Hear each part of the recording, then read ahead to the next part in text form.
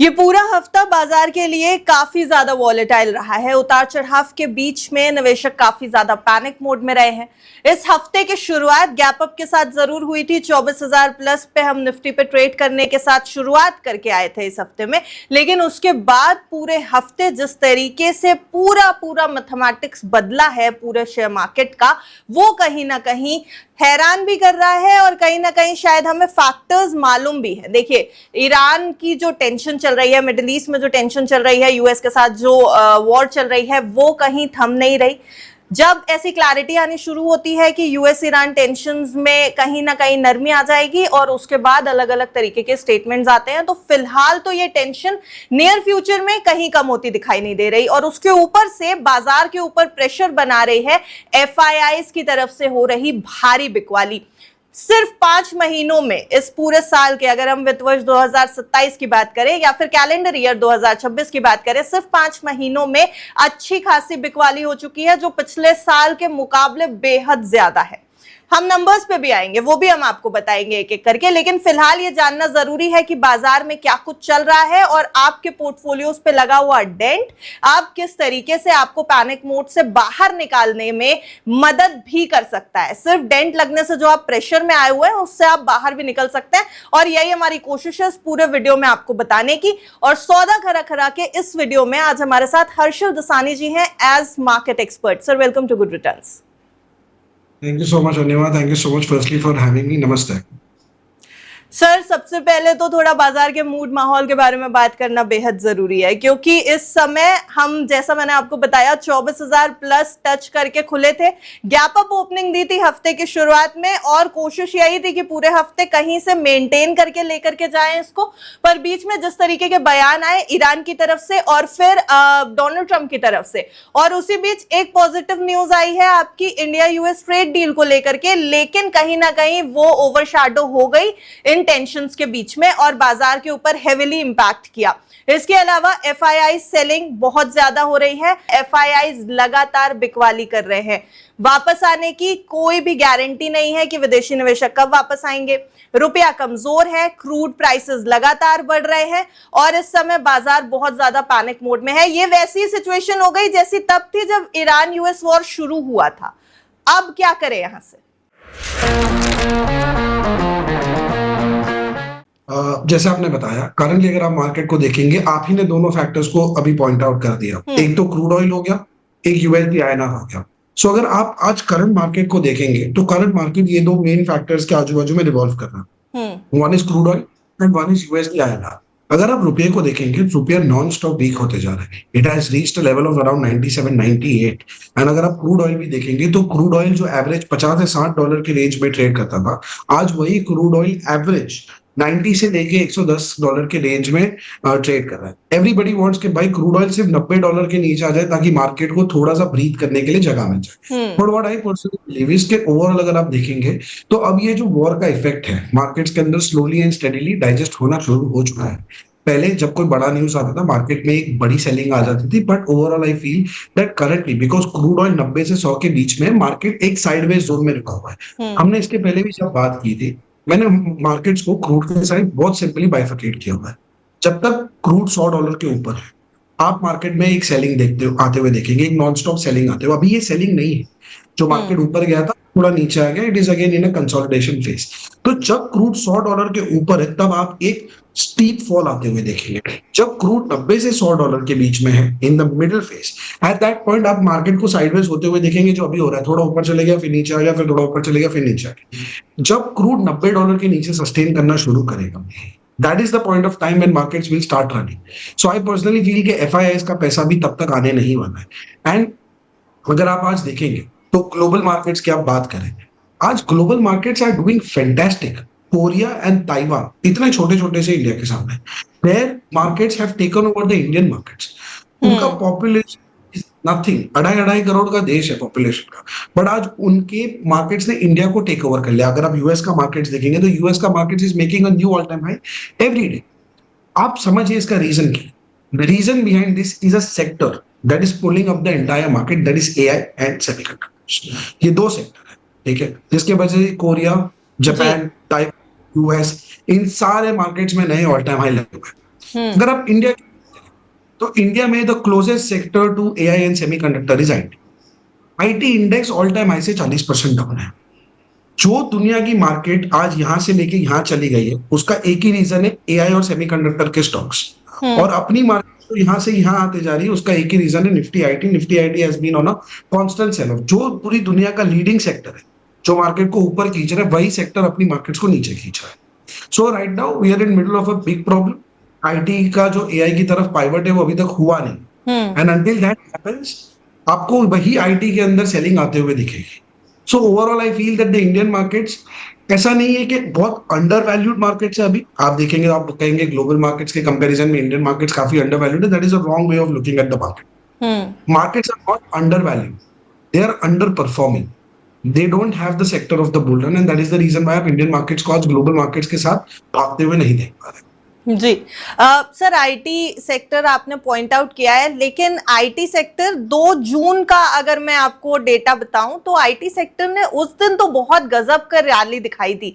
और उस समय बाजार में वो जो हम कह रहे हैं ना गैप अप ओपनिंग जो हुई है, वो गैप अप ओपनिंग को कहीं ना कहीं आईटी सेक्टर ने सपोर्ट भी किया था। तो अब सवाल ये है कि यहाँ कंफ्यूजन हो जाता है। अगर मैं 2 जून की बात करूं तो इन्फोसिस, टीसीएस, टेक महिंद्रा, एचसीएल टेक, परसिस्टेंट, कोफोर्ज अच्छी खासी स्ट्रॉन्ग रैली दिखा करके गए। निफ्टी आईटी इंडेक्स 2 जून को लगभग 3 से 6% तक की एक समय पर रैली दिखा रहा था। हालांकि रीजन यहां पर भी यही था कि रुपी प्रेशर में था और जो ग्लोबल क्यूज थे वो सपोर्ट कर रहे थे निफ्टी आईटी इंडेक्स को। बहुत सारी रिपोर्ट्स हमारे सामने आई, पर कहीं ना कहीं आईटी ने परफॉर्म करके दिखाया इस वीक में। क्या ये परफॉर्मेंस कंटिन्यू रहेगी, या फिर अब ये प्रॉफिट बुकिंग का मौका है कि अगर आपके स्टॉक्स उस लेवल पे पहुंच गए हैं तो हम वहां से पैसा निकाल लें? अभी निफ्टी आईटी इंडेक्स को लेकर स्ट्रैटेजी क्या रखें? प्रॉफिट बुकिंग का तो मौका ही नहीं है। अगर आप देखेंगे तो ये हफ्ते में निफ्टी आईटी एक दिन 4% ऊपर था और एक दिन 5% ऊपर था, और कल ही के दिन निफ्टी आईटी 6% नीचे था, और आज आई थिंक 1% नीचे। तो जो आईटी ने बाउंस दिया था वो 2 दिन में खत्म हो चुका है।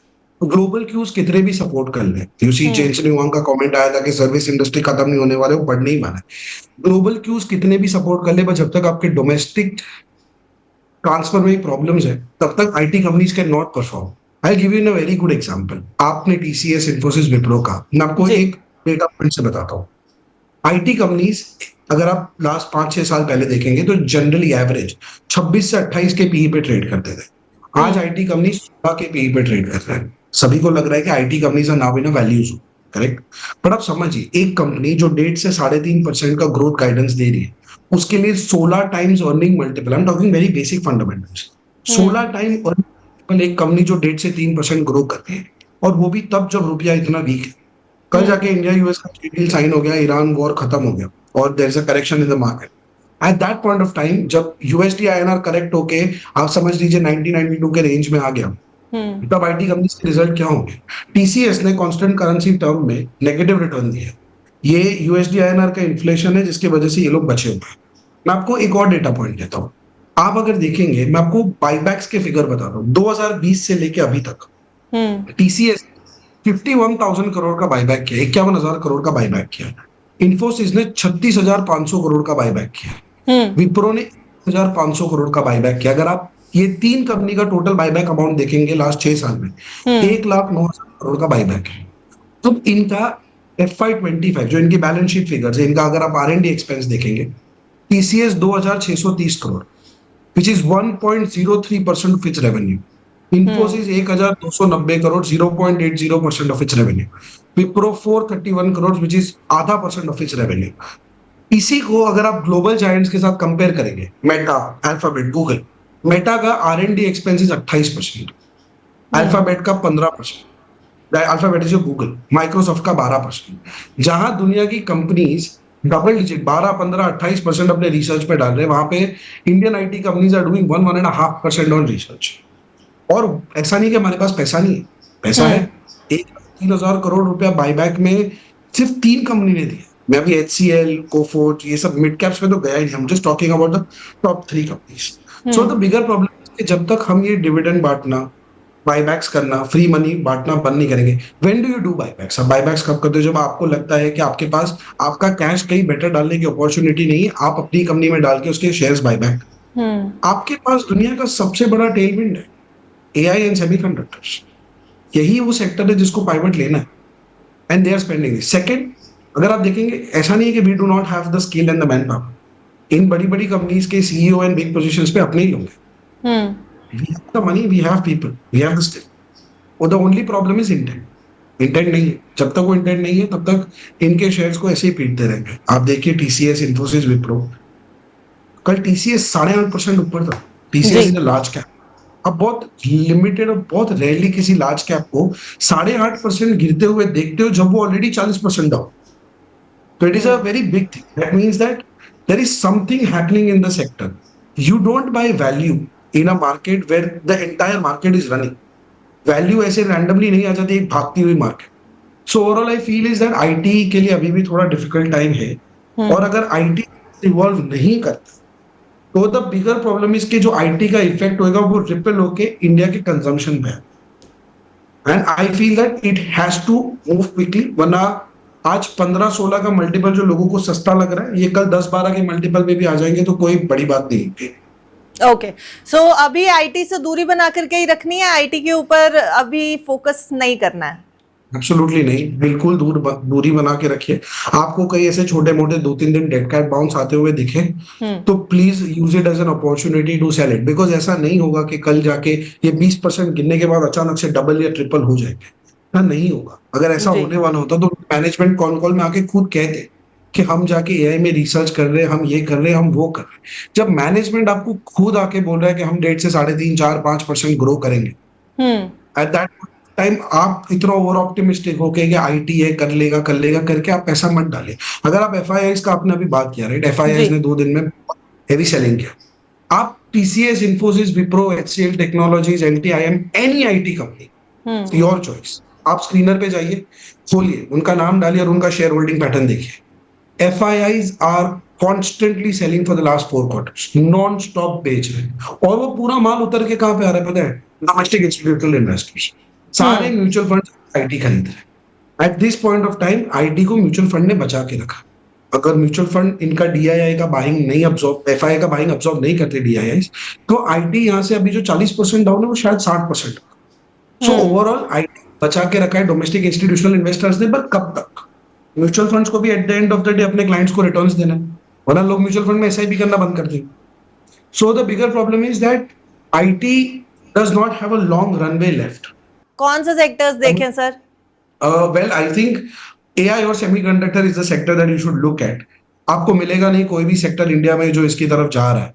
बहुत गिने चुने नाम है जो आप रोज सुनते हो, डिक्सन वगैरह, बट जी। They are already known to people. So ऐसा कोई स्पेसिफिक कंपनी नहीं है जो सेमीकंडक्टर्स और एआई की तरफ जा रहा है। So I think in the best way to place the proxies. What are those proxies? आप खेल सकते हो via metals, because metals is copper, silver is the basic raw material to this chips and semiconductor. Second, आप कह सकते हो power. Power का demand बहुत बढ़ने वाला है। आप अगर आज मेटल इंडेक्स और पावर इंडेक्स कंपेयर करेंगे small cap index, mid cap और लार्ज कैप से, इन लोग ने अपने आप को डीकपल कर लिया। The metal and power is making a new all time high every day, जबकि Nifty, small cap, mid cap अपने ऑल टाइम हाई से 10% नीचे। इन लोगों ने डीकपल कर लिया and they are participating with the global rally. अगर आप स्टॉक स्पेसिफिक लेवल पे देखोगे तो 50-50, 100% ऊपर है stocks. So I feel metals and power have been doing very well. They have been keeping up. So I think metals and power is the only proxy that we have in India right now. और भी better sectors है, ऐसा नहीं है कि और sectors नहीं है। फिर आप wires में चले जाइए, stock market intermediaries में चले जाइए, they are doing very well. जैसे आपके stock market के wealth management companies हो गए, आपके exchanges हो गए, they are also doing very well. But अगर आप देखेंगे जो major bull run आप कहोगे, that is only in the power and the metal sectors. So I Not feel in that these autos? Not in autos?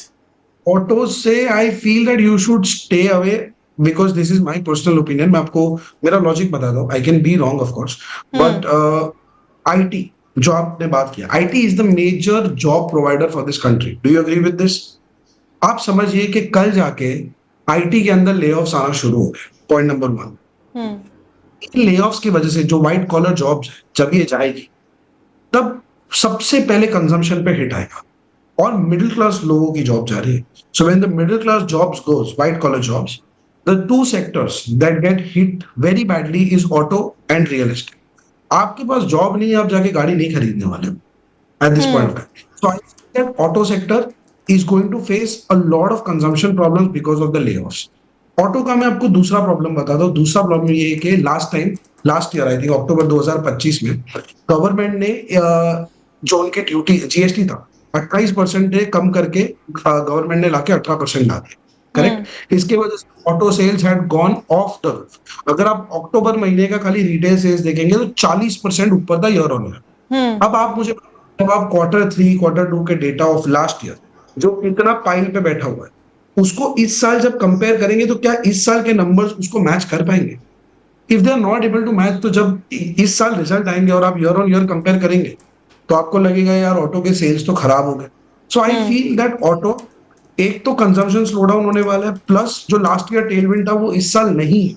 तो इस साल auto के नंबर्स को लास्ट ईयर को मैच करना बहुत डिफिकल्ट होने वाला है. And last, the final nail in the coffee, जो ऑटो का रॉ मटेरियल कॉस्ट है, टायर्स, वो सब क्रूड पे डिपेंडेंट है, वो बढ़ते जा रहा है. सो आपका रॉ मटेरियल कॉस्ट बढ़ते जा रहा है.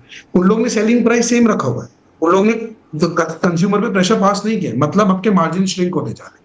सो ऑटो जो पहले बहुत बड़ा मार्जिन का धंधा था, प्लस उनका यूनिट्स बढ़ रहा था, आज उनके यूनिट्स भी कम हो गए और उनकी मार्जिन भी कम हो गई है और उनके सारे शेयर्स बैठे all time high. So I personally, यहां से ऑटो के लिए पहले तो ऊपर ज्यादा हेडरूम है नहीं. Second, the valuations that they are currently sitting on, the numbers this year will not be able to match them according to my understanding. So I think मैं यहाँ से ज्यादा बड़ा अपसाइड है नहीं. Rural demand is going to get slow because of El Nino. बारिश 92% is expected of the average. So rural demand is going to go slow down. So आपका two wheeler is also going to slow down. So I feel that one of those sectors that is going to be the biggest problem facer because of this AI disruption. And second is real estate.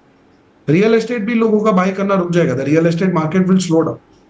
So I think real estate should also slow down a little bit from here. Okay. एक और sector आपने point out किया, वो था power का, जहां पर आप कह रहे हैं कि बुल रन ऑप्टिमिज्म है यहाँ पर थोड़ा सा. लेकिन पावर सेक्टर की जब हम बात करते हैं, पावर एंड एनर्जी, तो फिर अभी इस समय क्रूड प्राइसेस जिस तेजी से आग लगा रहे हैं बाजार में, तो दो जगह पे पार्ट करने का मन करता है इस पावर सेक्टर को. एक एनर्जी स्टॉक्स जो कि ग्रीन एनर्जी के स्टॉक्स हैं, और दूसरी ऑयल मार्केटिंग कंपनीज भी इसी में आ जाएंगी. ऑयल एंड एनर्जी की अगर हम बात कर रहे हैं, ऑयल मार्केटिंग कंपनीज पे अच्छा खासा डेंट लगता दिखाई दिया है. हम बहुत समय से परफॉर्मेंस ट्रैक कर रहे हैं और ओएमसीज की परफॉर्मेंस में पोर्टफोलियो वाइज भी अगर हम देखें तो स्टॉक्स ऐसे हैं जो अपने ऑल टाइम हाई से काफी नीचे इस समय ट्रेड कर रहे हैं. वहीं ग्रीन एनर्जी स्टॉक्स के ऊपर बहुत सारे इन्वेस्टमेंट बैंक्स और बहुत सारे ब्रोकरेजेस काफी बुलिश भी दिखाई दे रहे हैं. तो अब ये बताइए हर्षल, कहां पे लगाएं दाव? ओएमसीज खरीदना वैल्यूएशंस के अकॉर्डिंग सही है या फिर ग्रीन एनर्जी फ्यूचर के अकॉर्डिंग सही है? एंट्री कहां लें? ओएमसीज तो आप समझ लीजिए कि ओएमसीज से आप दूर ही रहिए. Anything that is related to the price of crude.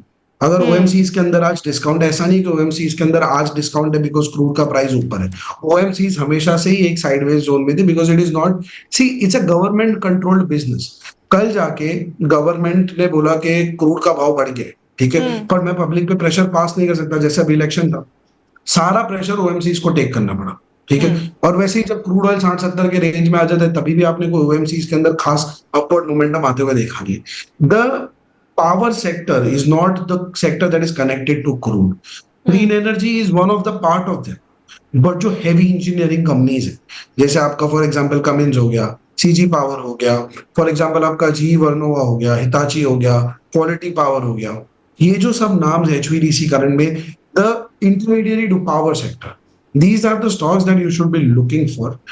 But again, it's not a buy sell recommendation, again a disclaimer, but the point is, ये सारे स्टॉक्स मैं आपको डेटा के हिसाब से बता रहा हूँ, ये सारे स्टॉक्स अभी अपने ऑल टाइम हाई पे बैठे हैं आके. So the power sector has been doing well. This is what the number is showing. But again, power में भी बाइफर्केशन है. Green energy is doing very well. Green energy को डबल फायदा है. एक तो डेटा सेंटर का जो पावर डिमांड बढ़ रहा है उसकी वजह से पावर की वैसे ही डिमांड ज्यादा है, तो कोई भी पावर सेक्टर कंपनी भले कोल हो या ग्रीन एनर्जी वो डिमांड में. बट इंडिया ने ऑयल का जो अभी प्रॉब्लम आया वो फेस किया है. So government is very bullish on the green energy stock. So green energy stock को एक secondary push ये भी है कि पावर की डिमांड तो है, प्लस गवर्नमेंट को चाहिए कि भाई क्रूड का कुछ रिप्लेसमेंट मिल जाए. So I feel that green energy stock should also do well. But जो पावर की स्पेसिफिक नीश कंपनीज हैं, they are doing fantastically well right now. Oil related कोई भी कंपनी से आप दूर ही रहिए, ओएमसीज वगैरह हो गया, any sector, any company that is dependent on oil, because crude का भाव आई डोंट थिंक कि बहुत जल्दी 60-70 के रेंज में आने वाला है। It's going to stay there for a couple of months at least. और जब तक ये उस रेंज में अटका हुआ है तब तक इन कंपनीज में आपको वोलेटिलिटी आते हुए दिखेंगी। ठीक है, हम इस समय ऑयल मार्केटिंग कंपनीज को अगर आपके नजरिए से देखें भी तो एक अपडेट आई थी, अभी इसी हफ्ते आई है ये कि पेट्रोल, डीजल और एविएशन फ्यूल पर एक्सपोर्ट ड्यूटी कट किया है गवर्नमेंट में। तो क्या आईओसी, एचपीसीएल, बीपीसीएल इन स्टॉक्स को इससे फायदा नहीं होता दिख रहा है? फायदा होते हुए दिख रहा है, but again I feel that it is very short, very temporary. कोई बहुत बड़ा एक मैक्रो स्ट्रक्चरल टेलविंड नहीं आ गया।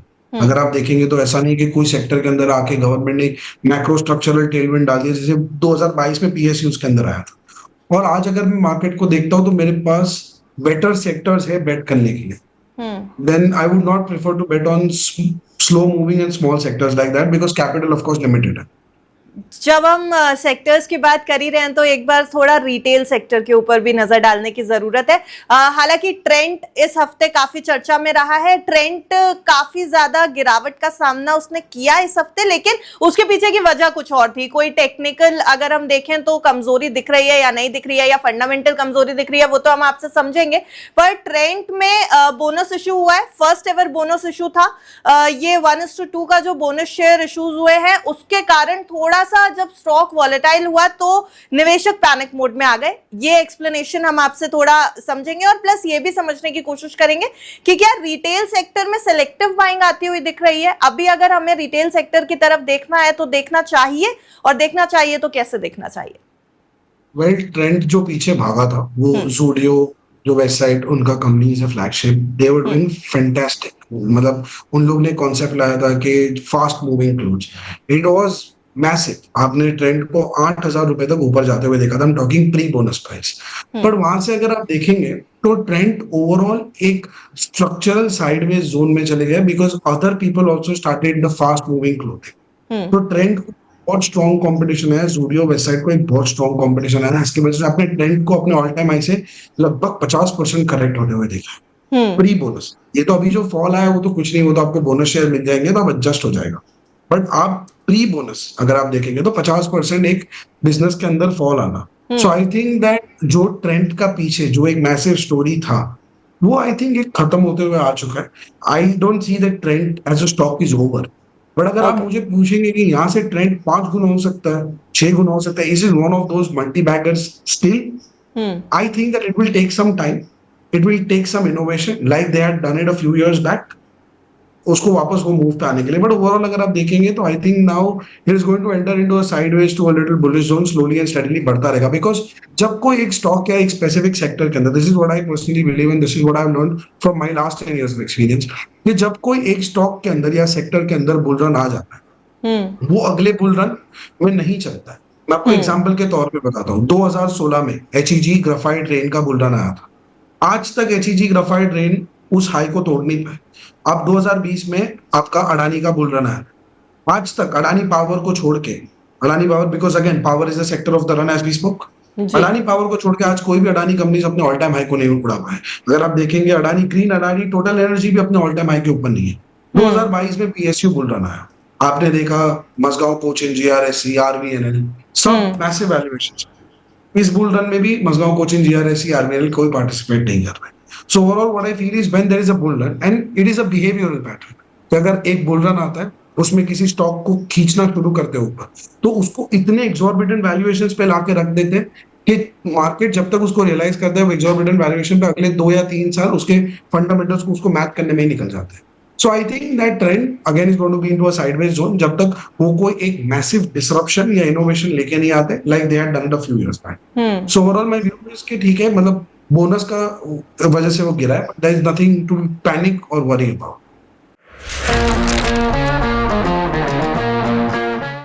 ओके एक स्टॉक है, हम हालांकि बहुत स्टॉक स्पेसिफिक टेक्निकल डिस्कशन नहीं करते हैं, लेकिन फिर भी सुज़लॉन के ऊपर बात करना जरूरी है, क्योंकि एक तो हम रिन्यूएबल एनर्जी की बात कर रहे हैं और दूसरी तरफ सुज़लॉन एक ऐसा स्टॉक है जो हाल के दिनों में तो अच्छी रैली दिखा रहा है, लेकिन अगर मैं ओवरऑल परफॉर्मेंस बात करूं पूरे हफ्ते की, तो ये स्टॉक लगभग 2.5% डाउन है, लेकिन फिर भी ग्लोबल ब्रोकरेजेस बुलिश दिखाई दे रहे हैं। जेएम फाइनेंशियल ने इसको अच्छे टारगेट्स दिए हैं।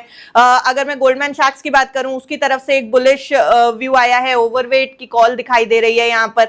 लेकिन सुजलॉन एनर्जी में क्या करना चाहिए अभी? सुजलॉन एनर्जी आपको ऐसा लग रहा है कि अच्छा स्टॉक है? क्या करना चाहिए? बाय सेल रिकमेंडेशन नहीं है, डिस्क्लेमर यहां पर भी, लेकिन स्टॉक कैसा है? Not a buy sell recommendation, but मैं आपको ना बाय रिकमेंडेशन देता हूँ ना सेल रिकमेंडेशन देता हूँ। I give you my view. अगर आप देखेंगे एकदम सिंपल पैरामीटर्स पे बात करते हैं, सारे पावर स्टॉक्स अपने ऑल टाइम हाई पे है। सुजलॉन का ऑल टाइम हाई था 80 रुपया, ठीक है, 80 के आसपास कुछ था। सुजलॉन अपने ऑल टाइम हाई से आज 34% डाउन है। जब सारे पावर स्टॉक्स अपने ऑल टाइम हाई पे है, ये तो रिन्यूएबल का है, जैसे आपने बात किया कि renewable as a double push, एक तो पावर की डिमांड है प्लस गवर्नमेंट सपोर्ट है, they should have been trading at all time high. So मैं क्या व्यू दूं? मार्केट स्टॉक का प्राइस खुद ही अपना व्यू दे देता है कि what it thinks about the stock. So I think that Suzlon, again, when I'm betting on a stock, for me it is very important that who's the jockey of the company, कौन सुजलॉन चला रहा है। So I feel that जो management पीछे सुजलॉन को 400 से 4 रुपया लेके आया था, correct, it is the same management right now. So I am not very bullish and not very comfortable on my personal space to enter into a stock like Suzlon, जब मेरे पास उसी सेक्टर के 10 बेटर ऑप्शंस अवेलेबल है। And again the price is not speaking for itself. जब price उसके लिए बोलना शुरू करेगा, जब प्राइस अपने ऑल टाइम हाई पे आना शुरू करेगा, सेक्टर के साथ आना शुरू करेगा, ऐसा नहीं कह रहा कि स्टॉक प्राइस अपने ऑल टाइम हाई पे आ जाए, बट अगर sector is performing so well, and again when you have a double boost, government support plus power demand, then you should be placing above your all time high. Ethanol stocks के ऊपर दाम लगाया जा सकता है क्या? Ethanol companies इस समय लग रहा है कि आने वाले लॉन्ग टर्म में इन्वेस्टर्स को प्रॉफिट कमा करके दे सकती हैं।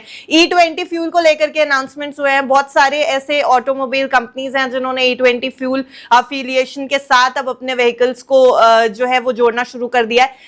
E20 इथेनॉल के ऊपर क्या करें?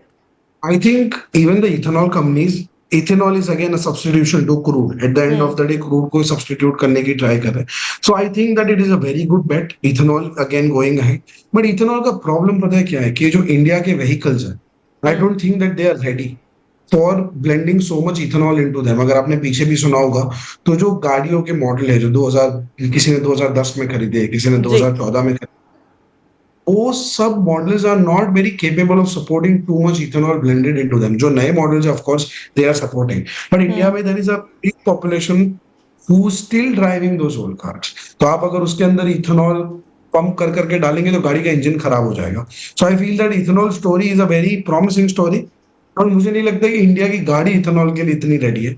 सो I think that yes, again down the line, if you talk about 5-6 years down the line from here, so ethanol is again a very good story, but again I feel that the liquid hydrogen, the green hydrogen story, that is also building up. EV है, so crude को replace करने के लिए 3 चीज है, एक तो आपका EV हो गया, एक आपका इथेनॉल हो गया, और एक आपका हाइड्रोजन हो गया। सो नाउ कितना परसेंटेज शेयर इथेनॉल ले पाता है इसमें से, हु डोमिनेट्स, बिकॉज दुनिया में इथेनॉल नहीं है। चाइना में आप देखेंगे तो EV has taken the charge. अब इंडिया में हाइड्रोजन, EV या इथेनॉल कौन चार्ज लेके जाता है, I don't know. And ethanol is again getting mixed into crude, so ethanol आपको क्रूड से 100% वो नहीं दे रहा, आपको छोड़ नहीं रहा है क्रूड को 100%, आपको क्रूड यूज करना पड़ता है। So I think that EV is a better option than ethanol story. Okay जब हमने सारे सेक्टर्स डिस्कस कर ही लिए हैं हर्षल, तो एक सेक्टर क्यों छोड़े हम, टेलीकॉम क्यों छोड़े? वोडाफोन आइडिया का स्टॉक लेकर के मैं जनरली टेलीकॉम सेक्टर के ऊपर आऊंगी। वोडाफोन आइडिया का एक टारगेट दिया था सिटी ने 14 रुपए का, और जब ये टारगेट दिया था तब वोडाफोन आइडिया लगभग 9 रुपए के आसपास ट्रेड कर रहा था, और सबने कहा था कि ओवर एस्टिमेट करके ये बताया जा रहा है। सिटी या दूसरे ब्रोकरेजेस जो है वो ये कह रहे हैं कि ये 12 रुपए 14 रुपए पे आ जाएगा, पर अल्टीमेटली वोडाफोन आइडिया आ गया 14 रुपए पे। तो जो लोग ऑलरेडी इन्वेस्टेड थे वोडाफोन आइडिया में, वो तो कहीं ना कहीं प्रॉफिट बुकिंग कर रहे हैं। लेकिन क्या आप कंपनी प्रॉमिसिंग लग रही है जब से AGR ड्यूज को लेकर के मैटर क्लियर हो गया है? अगर आप देखेंगे वोडाफोन आइडिया को और AGI ड्यूज के रिलेटेड मैटर खत्म हो गए, ठीक है। इनका जो AGI ड्यूज का मैटर था ये पिछले 5 साल के ऊपर से चल रहा है, करेक्ट। जैसे ही अगर ये मैटर खत्म हो जाता, अगर आप 5 साल का वोडाफोन का रिटर्न देखेंगे तो क्लोज टू नथिंग है। वोडाफोन जहां पे 5 साल पहले था आज भी वहीं पे है। सो आई फील दैट अगर एजीआई वो इतना बड़ा न्यूज था तो आज वोडाफोन का शेयर करीबन 25-30 रुपए के आसपास होना चाहिए था। But the bigger problem with Vodafone Idea is that कि the fundamentals have deteriorated so much. Jio से इतना स्ट्रॉन्ग कंपटीशन आ गया and the fundamentals have deteriorated so much. सामने there is an another giant which is Bharti Airtel. So आप देखेंगे जियो और Airtel have predominant इतना बड़ा स्पेस बना लिया कि वोडाफोन जाके कल उनके साथ कंपटीशन में खड़े रहने के लिए Vodafone is going to face a very tough time. और अगर आप देखेंगे आज वोडाफोन 4 के पीई पे चल रहा है। Right now it's like around 2.6 4.5 के पीई पे चल रहा है। तो इस मार्केट में जब दूसरे भारती एयरटेल वगैरह आप देखेंगे they are commanding a very higher multiple because their business is strong enough to do that.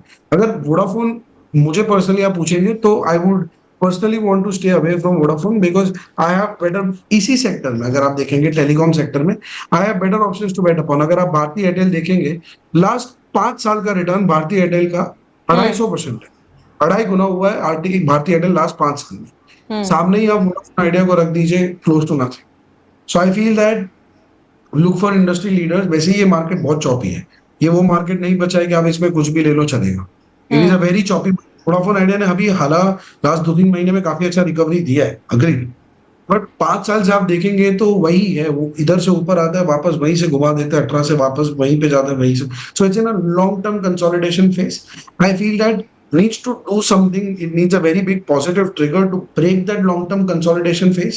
And then जब वो टेक्निकली उसके ऑल टाइम हाई जो अभी रिसेंट 5 साल का हाई है 15-17-18 रुपए आई थिंक जो भी है उसको ब्रेकआउट देना है। उसके बाद it is an interesting space to even look it. Okay एक आखिरी सवाल हर्षल, अगले हफ्ते के लिए अगर मैं बात करूं तो बाजार को लेकर के क्या पैनिक मोड ऑन रहेगा? इन्वेस्टर्स का बाजार मौका देगा थोड़ा शांत होने का या नहीं देगा? वेल ये डिपेंड करता है कि वीकेंड पे क्या होता है। ट्रम्प साहब क्या नए ट्वीट करते हैं उसके ऊपर डिपेंड करता है एंड ईरान की तरफ से क्या रिप्लाई आता है। But overall it is going to be a और अगर इंडिया यूएस डील हो गई तो well everybody is hoping for the same. अगर इंडिया यूएस की ट्रेड डील हो गई तो सबसे पहला इफेक्ट आएगा आपके यूएसडी आईएनआर। बिकॉज आपको एक सिंपल चीज बता दो, आज अगर आप डॉलर इंडेक्स को ट्रैक करते हैं ठीक है, डॉलर इंडेक्स अपने ऑल टाइम हाई से 10% डाउन वर्सेस यूएसडी आईएनआर जो 15% ऊपर है। मतलब डॉलर दुनिया की 7 कंट्रीज जिनका ग्रोथ अपने से कुछ नहीं है, they are in a स्टैग्फ्लेशन zone, उनके सामने डॉलर नीचे और अपने सामने डॉलर स्ट्रांग होते जा रहा है। उसका 2 ही कारण था, एक तो वॉर क्रूड ऑयल जो भाव स्पाइक अप हो रहा है एंड सेकंड कि इंडिया यूएस का ट्रेड डील नहीं हुआ था। But once the India US trade deal is done आप यूएसडी आईएनआर में कूल ऑफ आते हुए देखेंगे। So any and every sector that is connected to USD INR, सबसे पहले तो आईटी और फार्मा, इनको यूएसडी आईएनआर के वीक होने पे फायदा होता है। यूएसडी आईएनआर स्ट्रांग होते ही इनके अंदर आप एक थोड़ा सा माइल्ड प्रॉफिट बुकिंग देखेंगे। आईटी में तो आप प्रॉफिट बुकिंग वैसे ही रोज देखते हैं बट एक थोड़ा और देखेंगे कल। और आई फील दैट जो दूसरे सेक्टर्स है ओवरऑल मार्केट के लिए it's going to be a very strong push. But global sentiment still remain कि भाई इंडिया के लिए क्रूड बढ़ रहा है so it's negative and global markets I think will keep performing well. आप अगर देखेंगे Korea Taiwan they are doing fantastic, so they keep doing well and Indian markets I hope that they pick up now. थोड़ा FIIs का पैसा आए but FIIs का पैसा आ नहीं रहा है। FIIs are transferring their entire money to the Southeast Asian markets. It will go ना टेक सम टाइम। और अगले हफ्ते क्या कुछ होगा बाजार में इसके ऊपर तो नजर बनी रहेगी क्योंकि ग्लोबल क्यूज जो हैं वो कहीं ना कहीं भारतीय बाजार के लिहाज से तो नेगेटिव नजर आ रहे हैं। हालांकि बहुत सारे ऐसे ट्रिगर पॉइंट्स हैं जहां पर अगर बात बन जाती है तो बाजार को सपोर्ट मिलता तो जरूर दिखाई देगा। फिलहाल इस पूरे हफ्ते का लेखा जोखा यही था कि बाजार वॉलेटाइल था लेकिन कई ऐसे सेक्टर्स निकल करके सामने आए हैं जहां पर अगर ध्यान दिया जाए तो अपने पोर्टफोलियोज को मेंटेन किया जा सकता है। Thank you so much Harshal हमारे साथ आज जुड़ने के लिए। आपकी साइड से कोई डिस्क्लेमर है तो प्लीज दे दें। जो भी स्टॉक्स के बारे में मैंने बात की स्पेसिफिकली बीचे पावर या जो भी सेक्टर के बारे में मैंने बात की उसके अंदर मेरे कंपनी के या मेरे रिलेटिव्स के पर्सनल पोजीशंस हो सकते हैं। प्लीज आप कुछ भी बाय कीजिए तो अपने फाइनेंशियल एडवाइजर को कंसल्ट करके बाय कीजिए। None of the stocks that I spoke about were a buy sell recommendation. Thank you so much Anima, thank you so much for having me, it was a great time. नमस्ते। Thank you so much.